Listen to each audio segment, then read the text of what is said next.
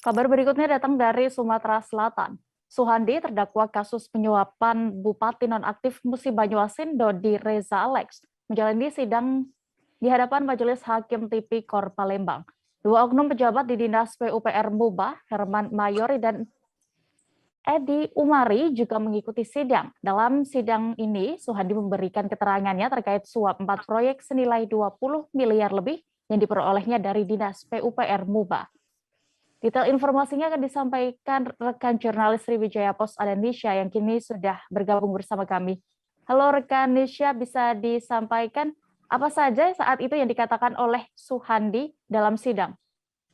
Baik deh, untuk dalam sidang sendiri, Bapak Suhandi selaku terdakwa dan di sini dalam hal ini adalah sebagai kontraktor, mengatakan dan membenarkan bahwasanya memang ada sejumlah uang yang ia berikan kepada Edi Umari dan Herman Mayori, yang mana dalam hal ini dua nama tersebut adalah tersangka. Seperti itu deh.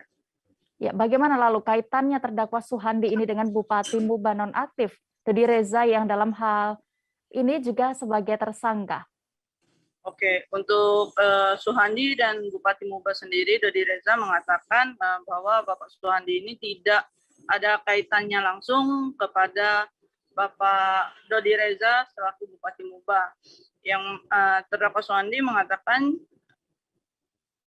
bahwa dirinya tidak pernah memberikan uang secara langsung. Uang dalam hal ini adalah pembagian fee atau janji kepada Bupati Muba terkait 4 proyek yang didapatnya di Dinas PUPR Muba. Seperti itu ya. Ya, lalu apa agenda sidang selanjutnya dan juga kapan dijadwalkan, rekan Nisha?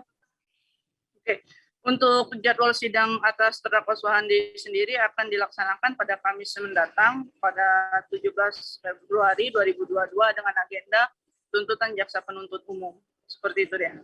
Baik, terima kasih rekan Nisha untuk laporan Anda dari Palembang. Selamat kembali bertugas.